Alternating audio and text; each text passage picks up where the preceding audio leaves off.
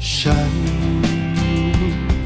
ได้เริ่มเดินทางโดยไม่มีจุดหมายคล้ายคนบ้าวิ่งหนีเงาของตัวเองแต่ไม่พ้นกลับพร้อมทมขึ้นทุกทีดวงอาทิตย์ได้ลักพาใจของเธอจากไปไหนหรือมันจะกลับมาในเช้าวันใหม่ซึ่งไม่มีได้เฝ้ารอเสมอมา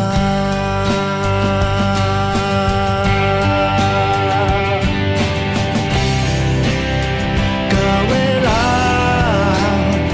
ยังไม่เดินเป็นเส้นตรง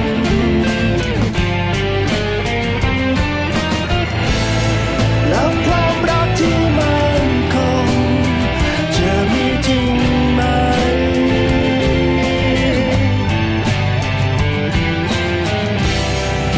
เปรียบดังแสงสว่างสาดแสงไกล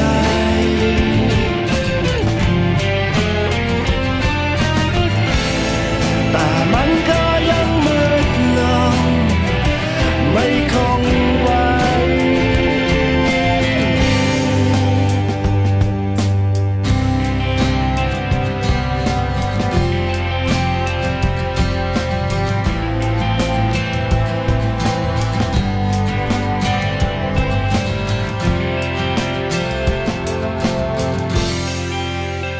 จะกี่ครั้งที่ฉันได้พยายามไม่อ่อนไหวแต่กับเหมือนน้ำแข็งที่ควบคุมตัวเองไม่ได้ในน้ำละลายทุกที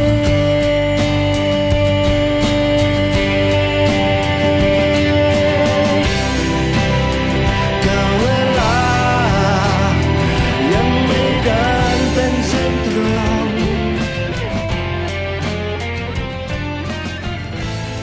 แล้วความรักที่มันคง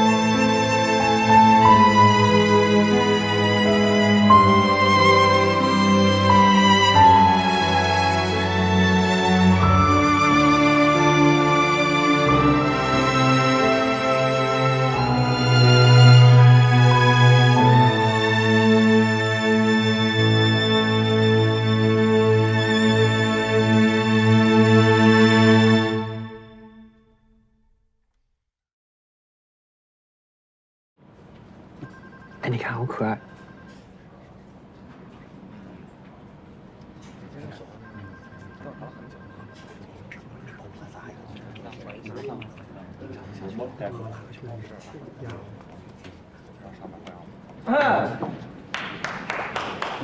May I have attention, please? 首先，非常感谢各位恒记兄弟今天的辛苦工作。现在，吉拉与死亡案已经有了非常重大的突破。景天，大家可以看一下屏幕，我们在现场发现的这些蚂蚁，它叫马里克帕蜥蜴。现在呢，是目前世界上已知最毒的昆虫。主要分布在美国和墨西哥地区，除了实验用，其他地方不常见。但就是这种平时很少见的蚂蚁，在吉拉宇的房间里，居然一下子发现了10来只，是不是很蹊跷？同时，我们把找到的那些马里科帕须蚁全都送到了局生物信息实验室。根据比对马里科帕须蚁体内乙酸毒素的氨基酸、肽、蛋白质等这些物质的分子排列方式，和死者血液里毒素的情况相似度为96.9%。当然，光靠这些还不能完全说明吉拉宇就是被马里科帕须蚁这种昆虫给毒死的。根据景天提供的实验资料，一只马里科帕须蚁连续蛰刺12下，就可以干掉一只2公斤重的动物。你们没有听错，马里科帕须蚁的可怕之处就在于它可以连续蛰刺。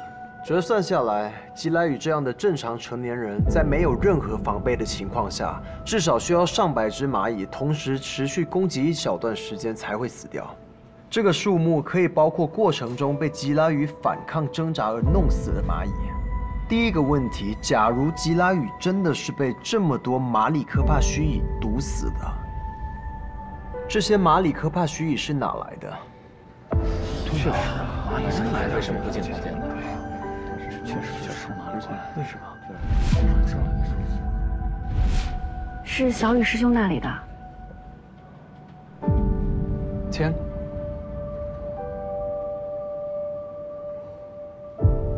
这些蚂蚁应该是吉拉宇先生另外的一位租户，也就是我的师兄刘小雨先生房间里试验用蚂蚁，极有可能吉拉宇先生就是被这些马里科帕须蚁所攻击的。这位刘先生的房间里的实验蚂蚁，光马里科帕须蚁就至少有上千只，少个180-80只还真看不出来。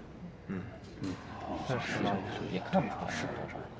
OK， 既然可以确定吉拉宇先生是受同一所房子里马里科帕须蚁的攻击而死亡，那么第二个问题来了，请问这次攻击是一场意外，还是有人蓄意为之的呢？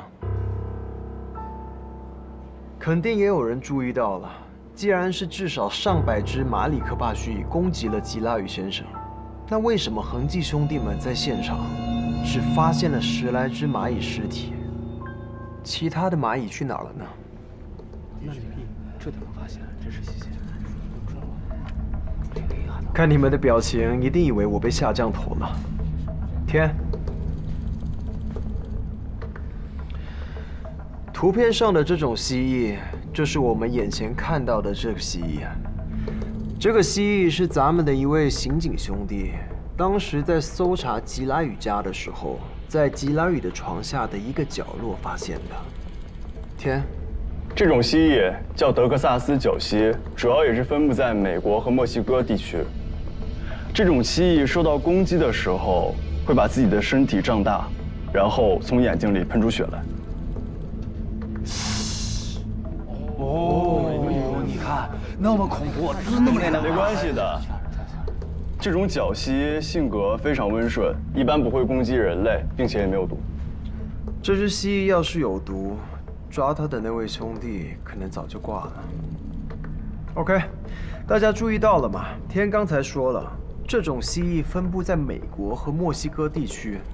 从吉拉宇家的现场陈设来看，这只角蜥应该不是他养的宠物。那么这只角蜥，它为什么会出现在吉拉宇的房间呢？天，为什么会跑过去哪一点？我在论坛上请教了一位当地的昆虫学家，原来这种德克萨斯角蜥是马里科帕须蚁的天敌，它专门吃马里科帕须蚁。也就是说，这些攻击吉拉宇的马里科帕须蚁，要么是飞走了，因为现在正是蚂蚁婚飞的时间，要么就是被这只德克萨斯角蜥给吃掉了。我知道你们都觉得匪夷所思，但是想想看，为什么这2种分布在美国和墨西哥地区，彼此有着食物链关系的生物，会同时出现在吉拉宇的房间里呢？难道他们约好了集体搬迁吗？就是啊，为什么会这样？还叫好了。所以，根据吉拉语面色紫干、大小便失禁等情况，包括现场发现的吉拉语尸体挣扎的状态，结合法医伦威解剖得出的中毒死因，以及生物实验室对马里科帕须乙的乙酸与死者体内毒素的比对，我们基本上可以确认，吉拉语就是因为受到了马里科帕须乙的攻击而被毒死的，并且，由于这个小家伙在现场的出现，我们基本上可以肯定，吉拉语的死不是意外，而是人为设计的。也就是说，吉拉语是在自己的房间里被人用马里科帕须乙谋杀而死的。谋杀还是这样？这是什么手法？我明白了，没有想过。就是说凶手是趁吉拉语夜里熟睡，用大量的马里科帕须乙攻击了他，然后再用德克萨斯角蜥去打扫战场。Bingo。其实也不完全是这样。实际上，德克萨斯角蜥的存在会让马里科帕须乙感到兴奋和烦躁，会不断地释放信息素，这反而会让更多的马里科帕须乙赶到现场。也就是说，德克萨斯角蜥和马里科帕须乙应该是同时出现在现场，甚至德克萨斯角蜥更早出现在现场。说的有道理啊，是这样。看到了吗？如果没有我们这位中国朋友的话，我们就算打破了脑袋，也没有办法找出吉拉语的死亡原因。如果没有这位中国朋友的话，我们也就更不可能发现吉拉语是被人谋杀的，对吗？对不对？确实是这样，确实是。那还等什么？还不给我鼓掌！非常好。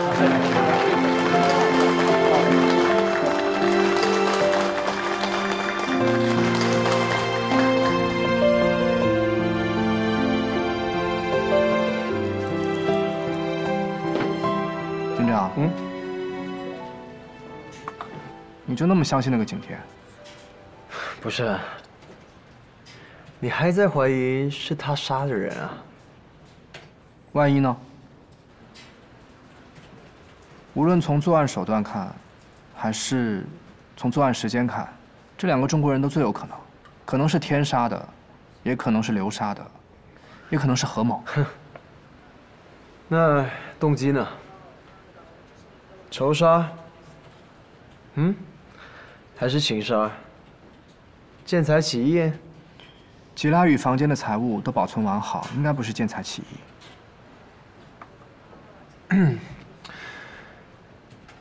留来泰国2年了，一直租住在吉拉语的屋子里，在租住的这期间一直都没有问题，为什么现在要杀吉拉语呢？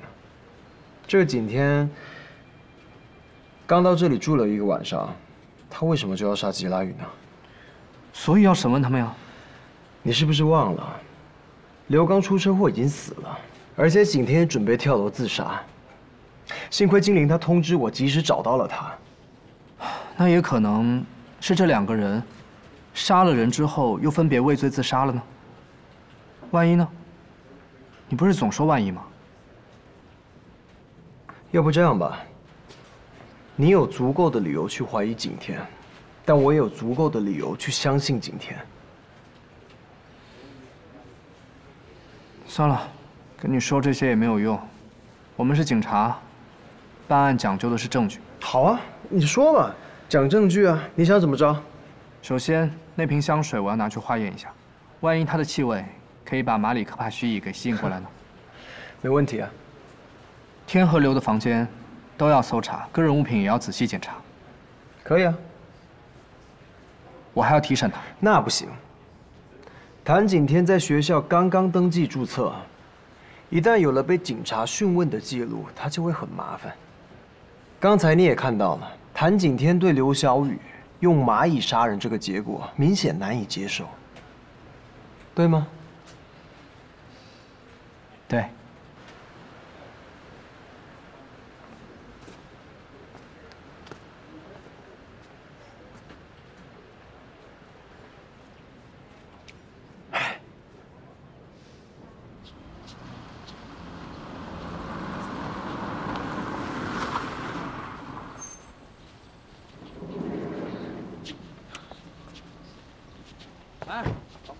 拜。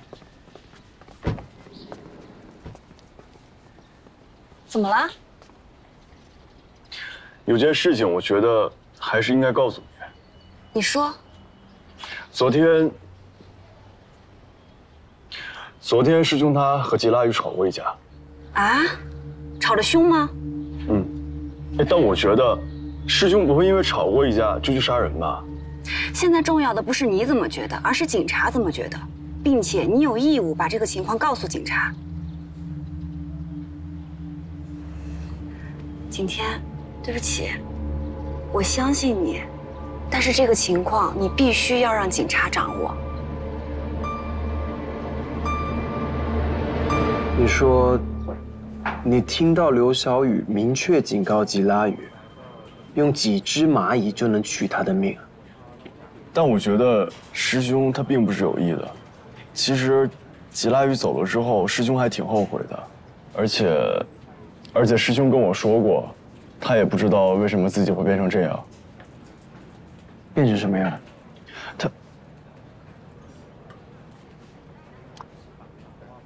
没关系，得自己人，啊。其实，在我心里，师兄他一直都是一个很开朗、很阳光、很简单的人。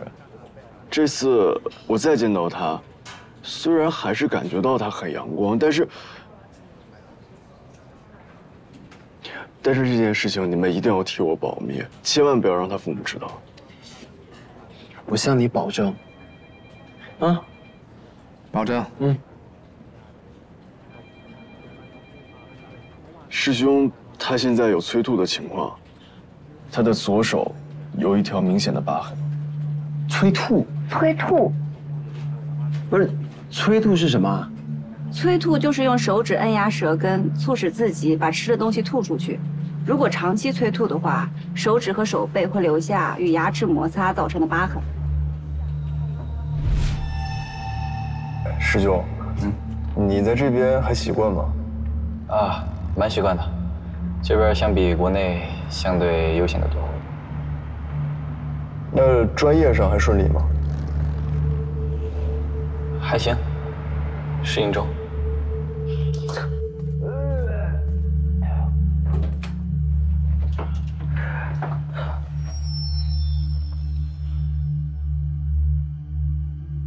他为什么会这样？他会不会是在减肥啊？是抑郁症的一种表现。而且，他也一直在服用右佐皮克罗。这么严重？难怪我在他的房间看到了很多即时贴。什么意思啊？长期服用右佐比克隆会有健忘的情况。那他以前不这样吗？之前我们在国内的时候接触挺多的，我完全没有感觉到。在我们这个美丽富饶的泰国，反倒是抑郁了，哎，真的是意难平啊。是啊，但我觉得哈，虽然师兄跟吉拉宇吵过一架，但是如果说师兄他是自杀的话，那我还是可以相信的。但如果说他去杀人，那我觉得我很难以想象，他为什么要杀吉拉宇？他有什么作案动机吗？激情杀人，抑郁症的病人是不是什么都干得出来？傲慢与偏见，抑郁症患者都在跟自己做斗争。如果能够随随便便杀人的话，就不会抑郁了。我不喜欢你们以这样的方式来讨论这件事情。用马里科帕须乙和德克萨斯角蜥这个组合来杀人，这很明显是精心设计的，不可能是什么激情杀人。那也不一定。刘小雨的专业就是研究蚂蚁，他用蚂蚁就像我们用刀用枪一样简单，而且更隐蔽。搞不好他就是一冲动杀了吉拉宇，然后更加抑郁了。所以他在第二天选择了撞车自杀。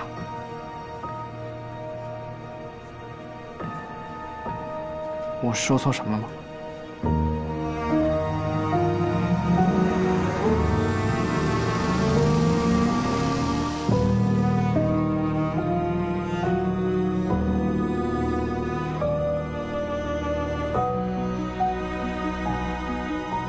从街道的监控画面来看，刘小雨看到来车的反应确实有些奇怪，有点从容赴死的味道。这个可以理解。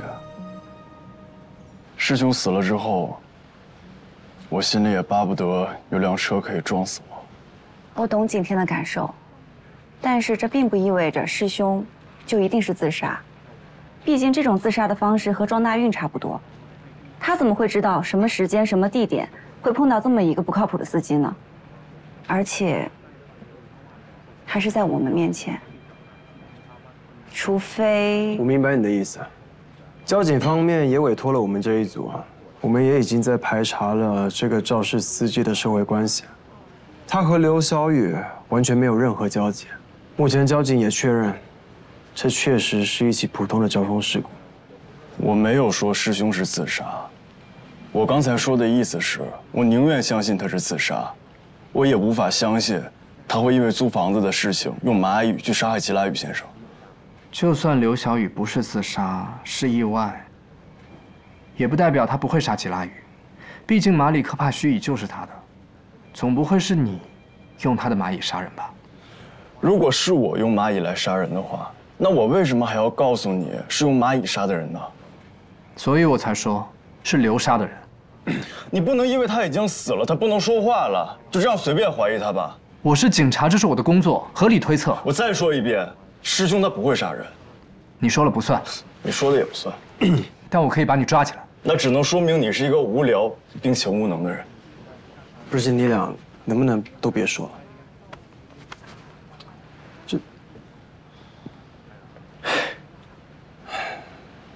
今天，你说刘小雨她的精神状态有点不太好，她有时候也会催吐自己，会不会是因为她跟吉拉雨之间有你不了解的冲突？毕竟你也才刚来。我和师兄有聊过一次，他倒是没有和我说，他和吉拉雨之间发生过什么。可能更多的是专业上的压力吧。什么意思？师兄，他本来是宋教授的研究生，一直在研究昆虫杆状病毒重组的方向。宋教授死了之后，师兄就继续跟随着唐教授研究这个方向。但我这次来了才发现，师兄从灵翅目转移到了墨翅目。等等，什么魔翅目？这词我怎么没有听过？你应该还有印象吧？唐教授一直非常想让师兄继续陪他研究灵翅目，但师兄一直都很抗拒。哦，我想起来了，就是上一次我们一起吃饭。不好意思，我接个电话。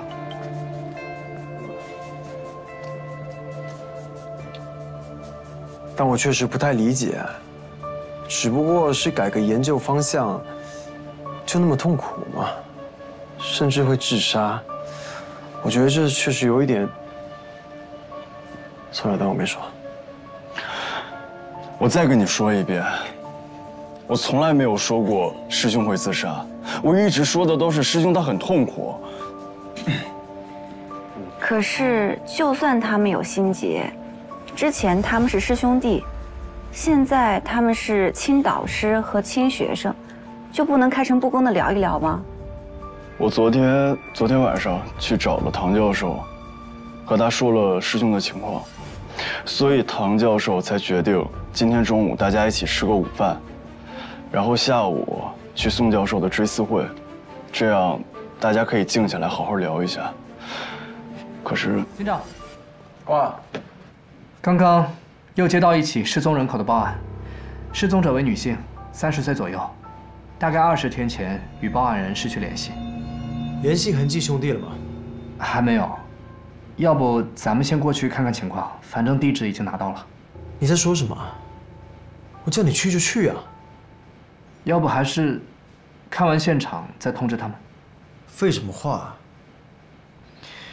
之前几次报案都兴师动众的，最后又不了了之。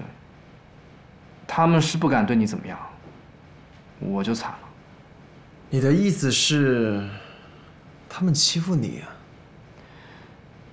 要是欺负到还好了，他们都不理我。可以呀。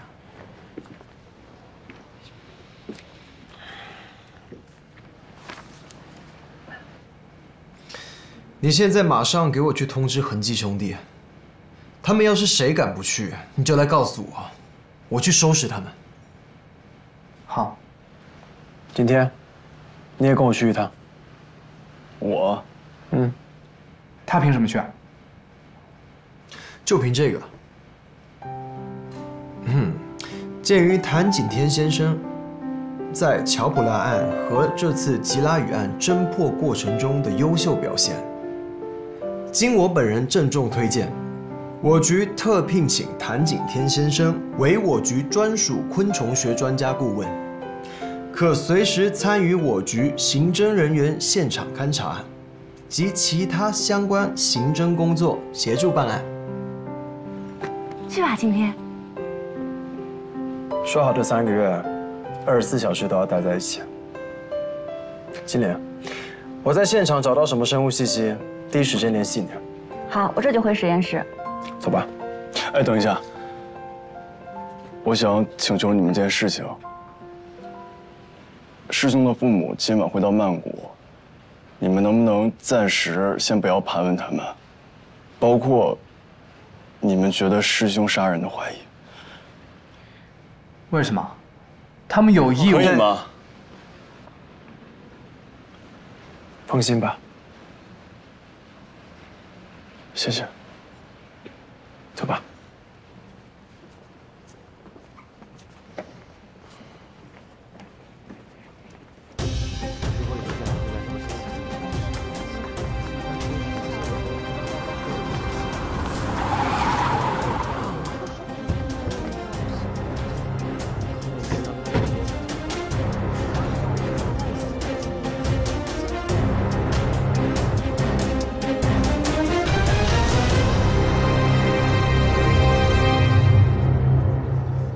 你好，我叫纳塔奈，是这里的社区警察。哦，对了，是这位老人报的案。老先生您好。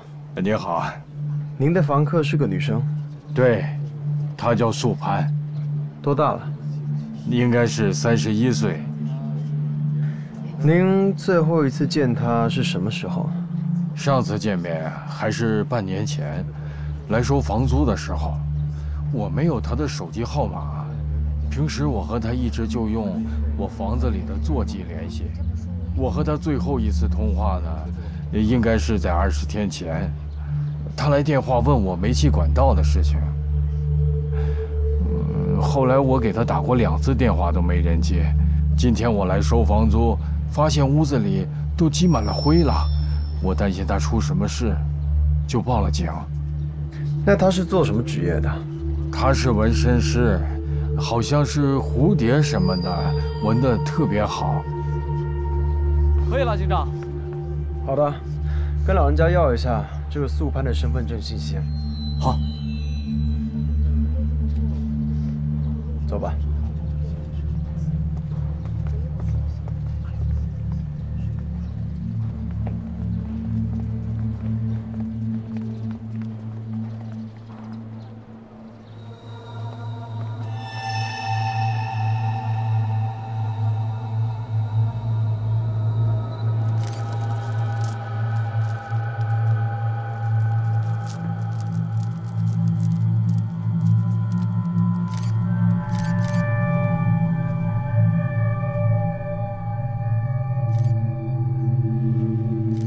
这是个爱干净的姑娘。是啊，但就是苦了痕迹的兄弟们。什么意思啊？就是说，这里可能有很多痕迹都是被这姑娘自己给擦拭掉的。怎么样？我说了应该来的。这些纹身照片，居然全部都是蝴蝶的图案。看来这个姑娘果然像房东说的，最擅长的是纹各种蝴蝶。对。不过这些图片上的蝴蝶似乎都有一些错误，也不能说是错误吧，就是与真实的蝴蝶会有一些小出入。拜托，人家是纹身师，在搞创作，又不是昆虫学研究生。倒也是，不过这些图案确实很精致，也很漂亮。让痕迹的兄弟们把这些照片都带回去，再看看房间里能不能找到客户登记簿之类的东西，要把每一个来过这里纹身的人都比对出来。是。警长，这里也有一张纹身的照片。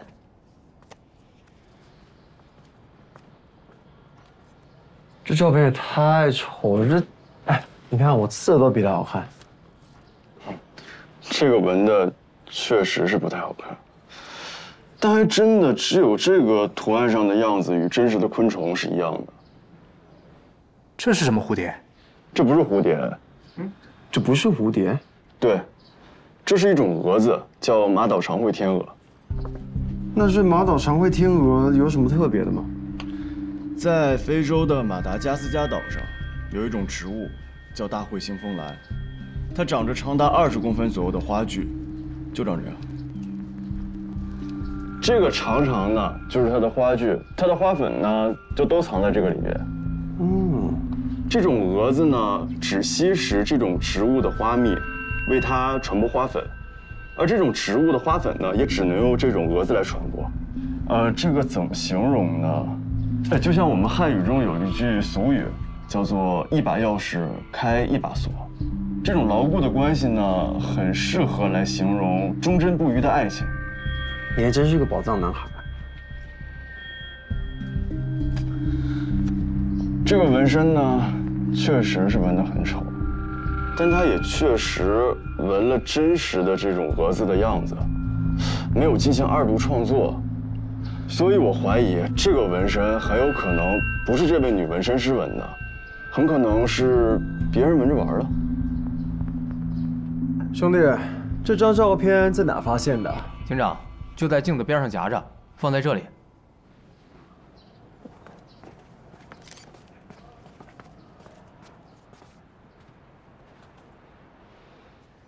姑娘每次化妆的时候就可以看见了，对吧？这个图案又是关于忠贞不渝的爱情，有意思了。警长，这个长长的须子，我怎么觉得好像在哪儿见过？哇哦，在你泡过的哪个姑娘身上呗？这里吗？这里？这里啊？还是这里？我说实话，在我接触过的这么多姑娘里，还真没遇到过这么博学和这么深情的。是吗？警长，你看，你是不是也觉得这很熟悉啊？这有什么好觉得？这尸体上吗？纹身拍出来的照片不都是这样吗？警长，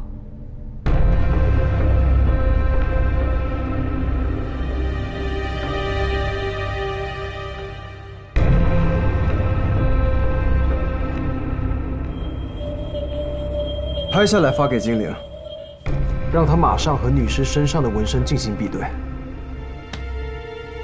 看来你也是个宝藏男孩嘛，啊？我本来就是，真的真的。谢谢啊。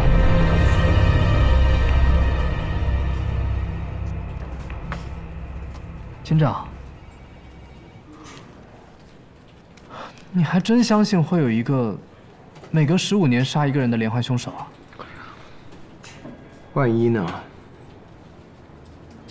同样是女性，同样是虐待，同样是活活烧死。那个中国人景天呢？反正我觉得他不太能相信，不能轻易放过他。你仔细想想，一座房子一共3个人，死了2个，就剩他1个人活着，而在死者那里，又只有他的脚印和指纹。尤其是他又那么懂昆虫，人家不是都说了他很懂昆虫？他要是不懂昆虫，我们就不可能知道吉拉羽是被人设计谋杀的。他谋杀完的人又帮我们破了案，有这样的杀人凶手吗？那万一有呢？警长，乔普拉还又杀人又报案的呢。那动机呢？他有什么动机？报复啊！刘和吉拉羽吵了一架，景天和刘一冲动就设计杀死了吉拉羽。景天自己都说了，他说过他和刘都患有心理疾病，冲动杀人并不是没有可能的。我再重申一遍我的立场，我相信谭景天，他只是一个留学生而已，人家并没有义务帮助我们警察破案。难道他3番5次的帮我们破案，就是为了暴露给我们他就是凶手吗？但是，你这样的立场就很轻率。警长，咱们刚刚因为乔普拉案的大意被处分了，你都被罚了1年的工钱了。他有本事就罚我10年的，我破案又不只是为了工钱。是，你是富家少爷，你不稀罕这点工钱，你无所谓。但是，那声誉呢？你最看重的警察的声誉呢？你不管了？就是为了我的声誉，为了警察的声誉，我才相信他。乔普拉案要是没有谭景天的话，你和我就不仅仅是被罚工钱了，也许警服都被扒了。做人呢，一定要懂得感恩，对吗？警长，这是两码事。破案要讲证据，在没有证据之前，我保留对谭景天的怀疑，这就是我的立场。那我就等你的证据，好吗？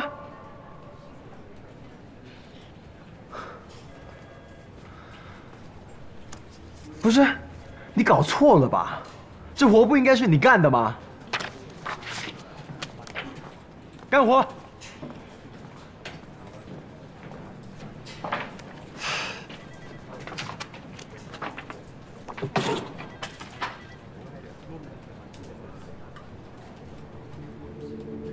这个是今天在苏潘家发现那张丑丑的纹身的照片，也就是景天说的马岛长会天鹅的纹身。这个是前天发现那具烧焦女士身上纹身的照片。大家请看这里，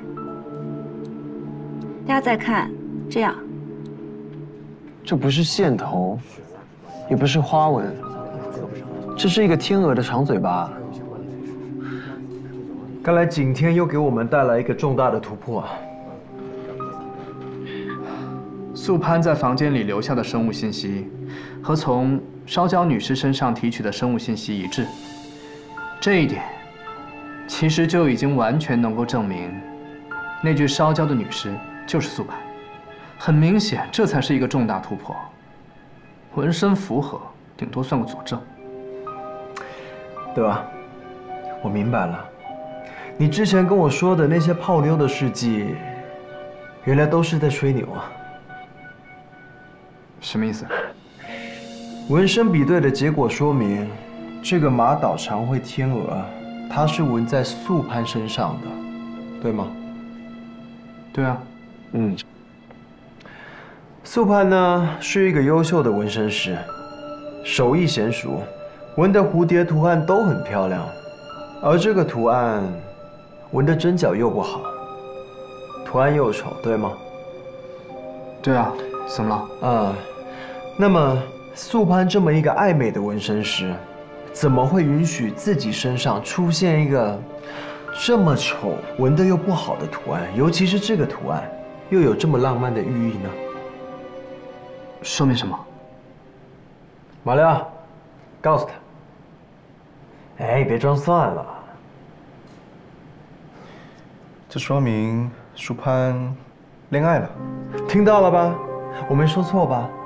就你这粗糙的情感还泡姑娘，你跟人家马里奥可差远了。我跟你们的警长比，可差远了。要不这样吧，我给你讲几桩你们警长以前的风流韵事，你回去呢，好好学习学习，好吗？别听他的，我们接着说正事儿。好了，综合各方面的情况，我们又询问了素攀的房东，他是这样说的：素攀为人正派善良，不拖欠房租，不吸毒，不乱交，自己身上也从不打眼和纹身。这样一个正派甚至保守的女生，居然会让一个外人在自己的身上纹一个比喻坚贞爱情的图案。啊哈。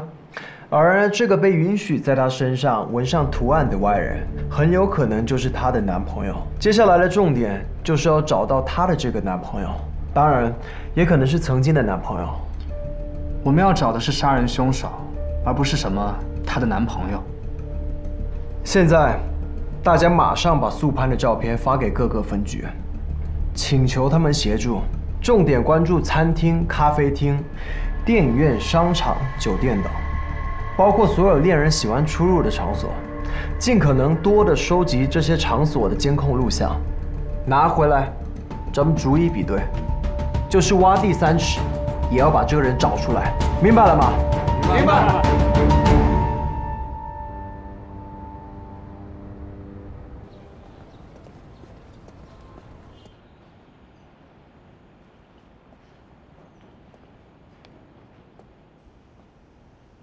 在想什么？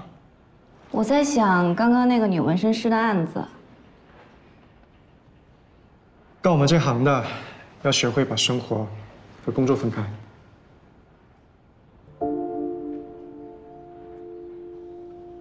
怎么了？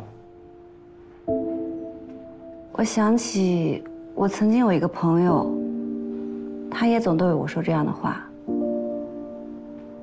男朋友？不是，算是哥哥吧。不过他已经死了。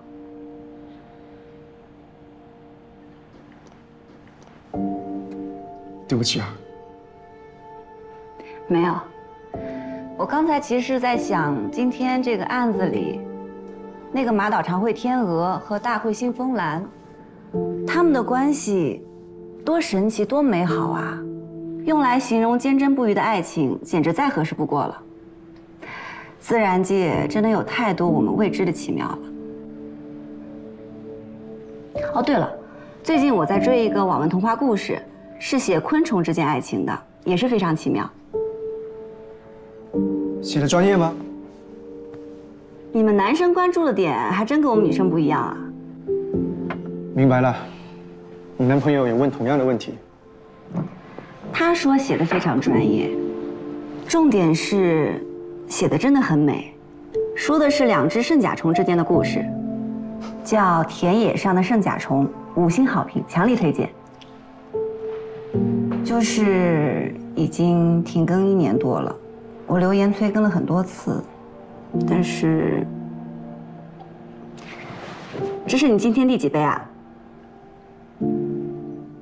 咖啡吗？不记得了。你每天吃住都在这里，天天还喝那么多咖啡，所以应该把生活和工作分开，那个应该是你吧？有些道理。你今天不是要去你朋友的追思会吗？你现在可以走了。真的假的？那我可就真走了。走吧，我今天晚上也要给自己放个假。这就对嘛，我走啦，拜拜。拜。